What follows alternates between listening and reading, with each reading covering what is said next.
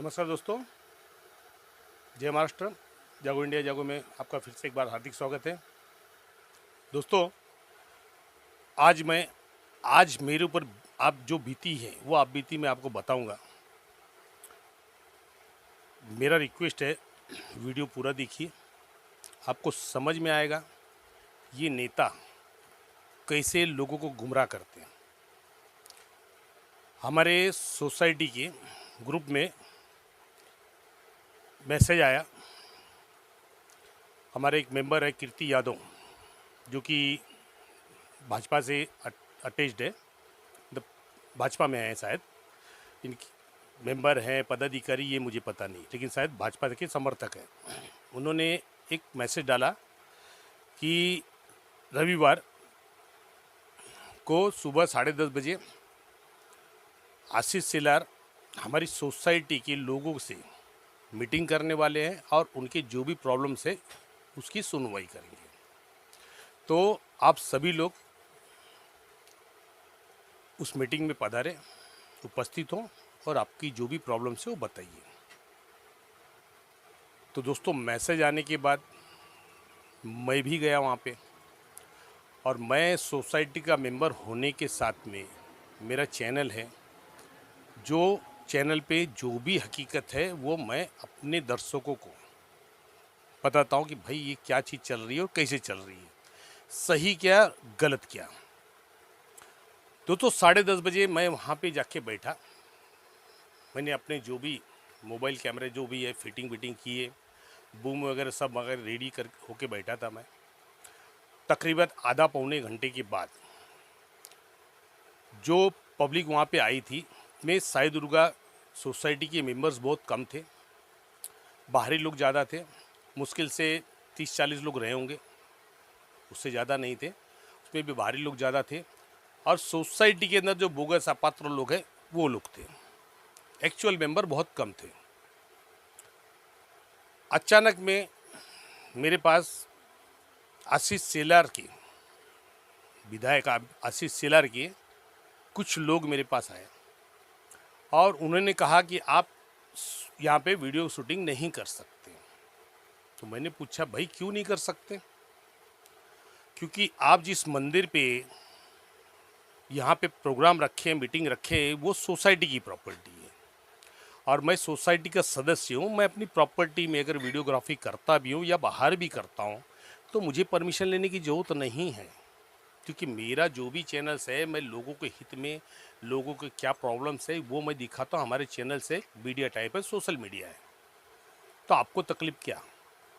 तो बोले नहीं, आप नहीं कर सकते। तो मैं बोला ठीक है, एक काम करिए, आशीष जी को आने दीजिए। मैं आशीष जी से पूछता हूँ कि अगर वो कहते हैं कि भाई मैं ऑनलाइन मीडिया पे या कैमरे पे मैं बात नहीं करना चाहता हूँ, मैं बंद कर दूंगा। बोले नहीं, उन्होंने ही फ़ोन किया था। बोले किसने? बोले आशीष सेलार जी ने फ़ोन किया था। उन्होंने कहा प्रदीप सिंह ठाकुर वहाँ बैठे हैं और वो अगर वहाँ पे रहेंगे तो मैं नहीं आऊँगा।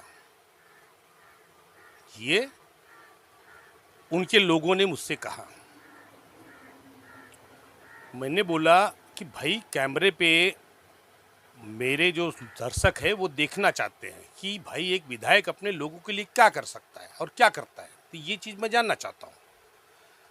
लेकिन उन्होंने कहा कि भाई एक मेहमान हमारे यहाँ पे आ रहा है और आप कैमरा लेके बैठे। बोला सर, वो मेहमान नहीं है, वो जनप्रतिनिधि है, लोगों ने उनको चुना है उनकी समस्याओं का क्लियरेंस करने के लिए, जनसेवक है वो।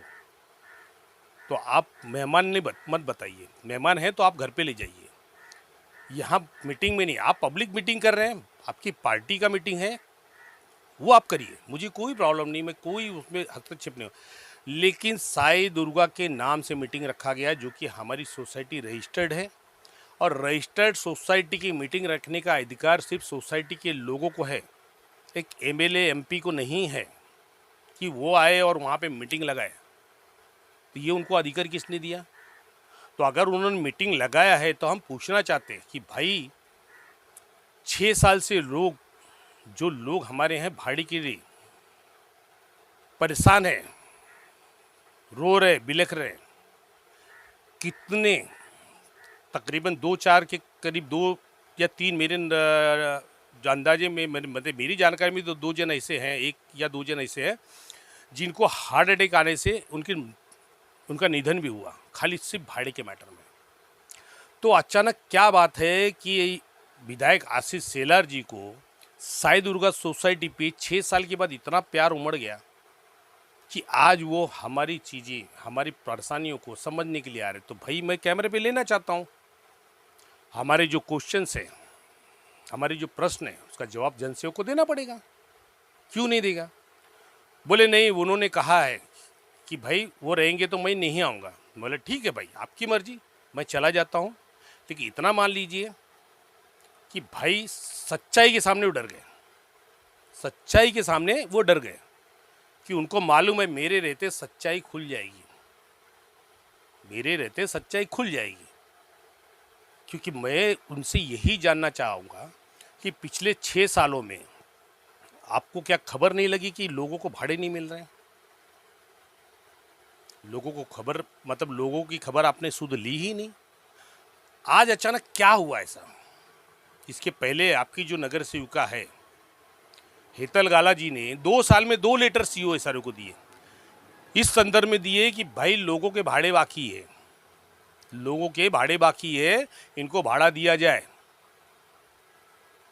लेकिन उस पत्र पे कोई भी रिएक्शन, कार्रवाई हुई या नहीं हुई, इस विषय में कभी बताया नहीं गया। लेकिन लोगों के प्रॉब्लम सॉल्व नहीं हुए। तो क्या अपेक्षा करूं मैं नगर सेवक से और क्या अपेक्षा करूं मैं विधायक से कि जो लोगों की सुनेंगे, लोगों के लिए करेंगे। अब मैं वहां से चला आया क्योंकि मुझे मालूम है कि मैं अगर रहूँगा तो ये जो बोलने वाले वो भी नहीं बोलेंगे और आएंगे भी नहीं। तो भाई जो व्यक्ति बैठे हैं वो तो कम से कम उनकी बातें सुने। अब उसके बाद मुझे सूत्रों से पता चला कि उन्होंने आने के बाद ये कहा कि यहाँ पे जो भी प्रॉब्लम्स है, वो जो भी तकलीफें हैं, तो आपके लिए, उसके लिए मैं लड़ रहा हूँ। मैं इशारे में भाड़ा जमा करवाया हूँ, स्टॉप वर्क मैंने निकलवाया हूँ। ये आशीष शेलार जी ने कहा है कि मैंने निकलवाया। लेकिन दोस्तों मुझे एक बात बताइए, स्टॉप वर्क पे तो मेरा नाम है, उसमें लिखा है कि भैया इन्होंने लेटर दिया था, उसके अंदर जो लिस्ट दिया था 77 की, उसके अंदर इतने भाड़े, इसके लिए भाड़े पूरा जमा करिए और तब तक के लिए काम बंद करिए। तो क्लियर कट लिखा हुआ है। तो आशीष शेलार जी श्रेय क्यों लेना चाहते हैं? एक आम आदमी का श्रेय एक विधायक क्यों लेना चाहेगा? क्या आशीष शेलार जी इसका जवाब देंगे? क्या आशीष शेलार जी इस चीज़ का जवाब देंगे?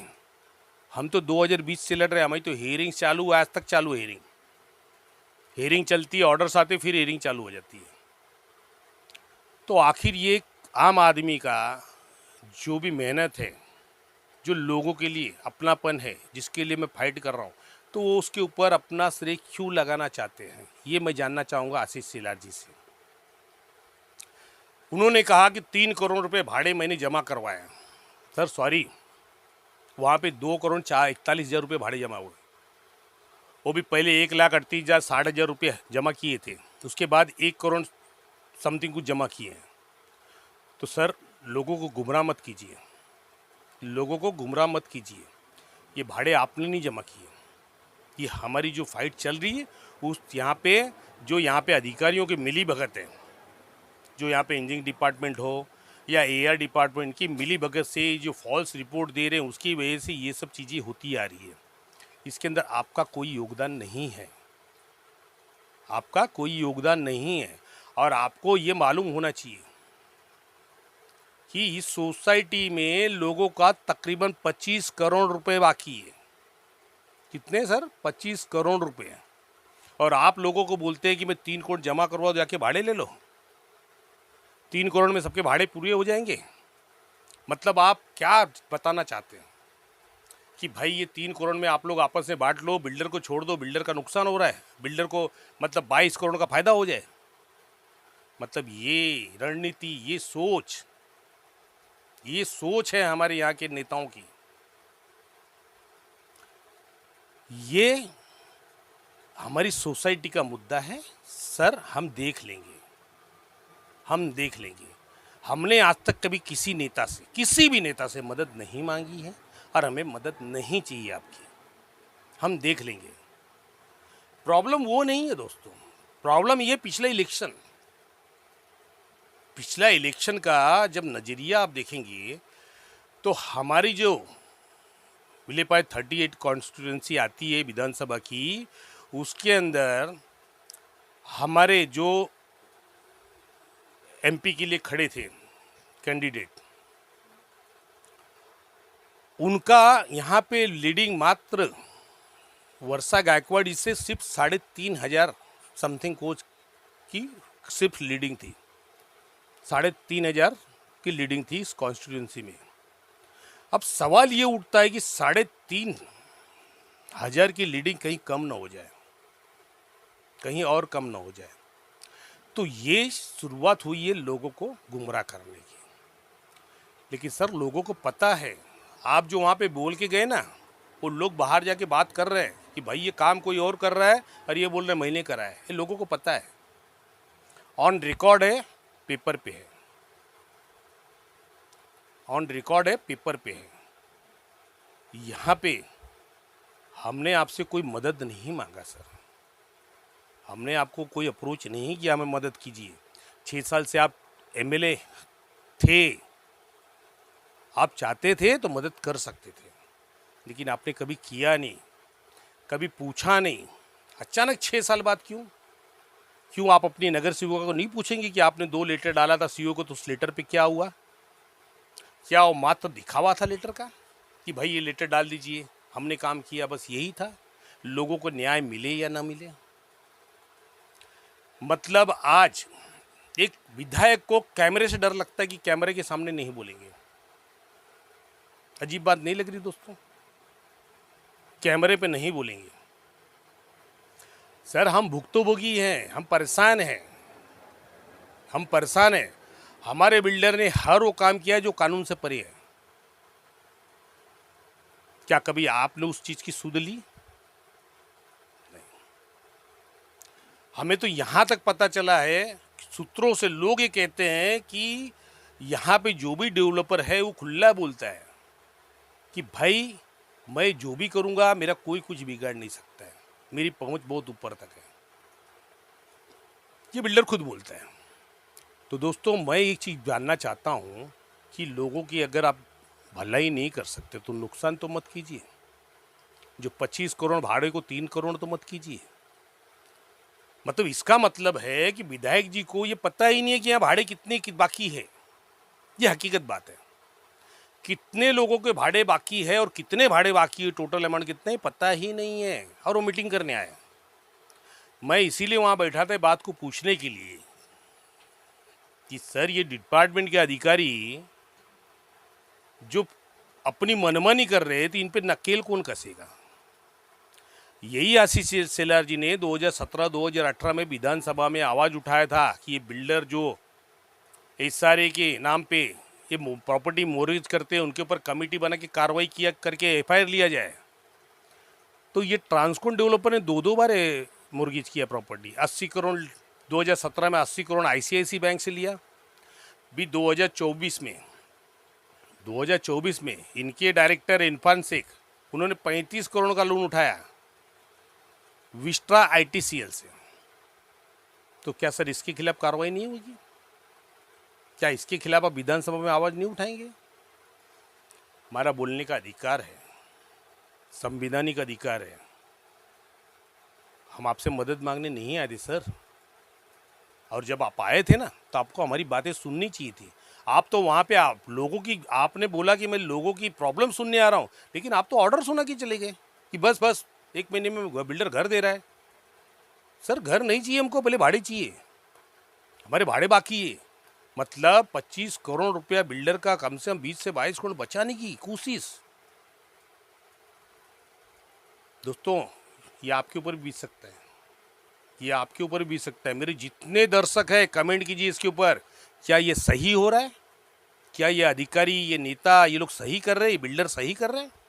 ये गरीबों के पैसे खा जा रहे हैं, भाड़े खा जा रहे हैं लोग, और सरकार मुख दर्शक होकर देख रही है?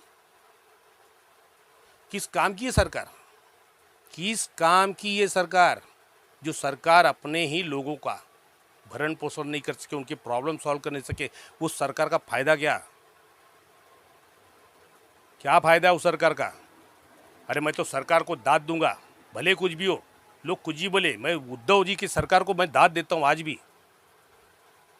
उन्होंने एक निर्णय एक समय पे सुनाया था, जब ये जितेंद्र आव्हाड जी ने कहा था कि नहीं भाड़ा सांताक्रूज से बांद्रा से लेके यहाँ तक 7,000 8,000, वहाँ से लेके 11,000, उसके आगे, तब यहाँ पे उद्धव जी ने सीएम होते हुए एक वर्ड कहा था, ये मुद्दा हमारा नहीं है, भाड़ा डिसाइड करना सोसाइटियों का अधिकार है, सोसाइटी डिसाइड करेगी। भाड़ा डिसाइड करने का अधिकार सरकार का है ही नहीं। मैं उन उद्धव जी को सैल्यूट करता हूँ कि जिन्होंने न्याय किया लोगों के साथ में, तो वो उसको बोलते सरकार। बाकी कुछ भी हो, लेकिन मैं उस वर्ड को मानता हूँ कि तूने तुरंत एक टुक में जवाब दिया था कि नहीं, इसमें जो भी सोसाइटियां हैं उनका मसला है, वो अपना समझेगी, सरकार इसमें हस्तक्षेप नहीं करेगी। 2 टुक में जवाब दिया था, ऑर्डर दिया था उन्होंने, पब्लिकेशन हुआ था। तो उसको बोलते सरकार, उसको बोलते हैं कि लोगों के प्रति सहानुभूति और समझ। तो आज ये सरकार क्यों नहीं सोच रही लोगों के बारे में? हमें सरकार से गिला शिकवा सिर्फ इतना है, सिर्फ इतना है कि हमें भाड़े नहीं मिल रहे, हम बेघर हैं। हमें सरकार से और कुछ नहीं चाहिए, हमने सरकार से और कुछ मांगा ही नहीं है। हमारी मूलभूत सुविधाएं, हमारे घर, हमारे भाड़े, क्योंकि हम प्राइवेट में नहीं हैं सर, हम सरकारी योजना के अंतर्गत है, और सरकारी योजना सरकार के अधीन होती है। तो क्या हमारे राज्य के मुख्यमंत्री माननीय एकनाथ शिंदे जी इसके ऊपर विचार करेंगे कि क्या चल रहा है?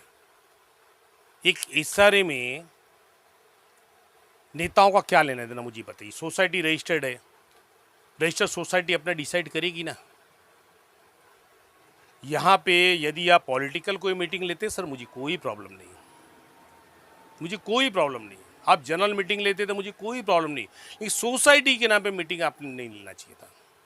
सोसाइटी के नाम पे मीटिंग लेंगे तो मैं पात्र सदस्य हूँ, मुझे आने का अधिकार है, और मुझे कोई वहाँ से निकाल नहीं सकता। मैं चाहता तो वहाँ लड़ सकता था, लेकिन मैंने ये सोचा कि मुझे विवाद नहीं करना है। मुझे सिर्फ इतना अच्छा लगा कि भाई मेरे जाने से वहाँ डर का माहौल बना, क्योंकि सच्चाई से लोग डरते हैं, सच्चाई से लोग डरते हैं। तो दोस्तों, ये जो चीज़ें हो रही है ये समझना चाहिए। आज बिल्डर ने हमारे यहाँ सोसाइटी का मंदिर में थर्ड पर्सन को एमओई कर दिया है, थर्ड पर्सन के वो एमओई करके रखा है। मैंने उस मुद्दे उठाए, भैया सोसाइटी के मंदिर तीसरे व्यक्ति को कैसे दोगे जिसका कोई लेना देना नहीं है? सोसाइटी का मंदिर तो सोसाइटी के नाम पे आएगा ना, तो आपने तीसरे बंदे को एमओई करके पोजीशन कैसे दे के रखा है वहाँ पे ट्रांजिट अकोमोडेशन में? तो ये सब चीज़ें चल रही है। ये कौन कहाँ रहता है, किस सोसाइटी में रहता है, वो आके मंदिर पे दावा कर रहा है। अरे भैया, प्रॉपर्टी हमारी सोसाइटी की है, तुम्हारा मंदिर कहाँ से हो जाएगा? पेपर बताइए हमको, आपकी प्रॉपर्टी है तो पेपर बताइए।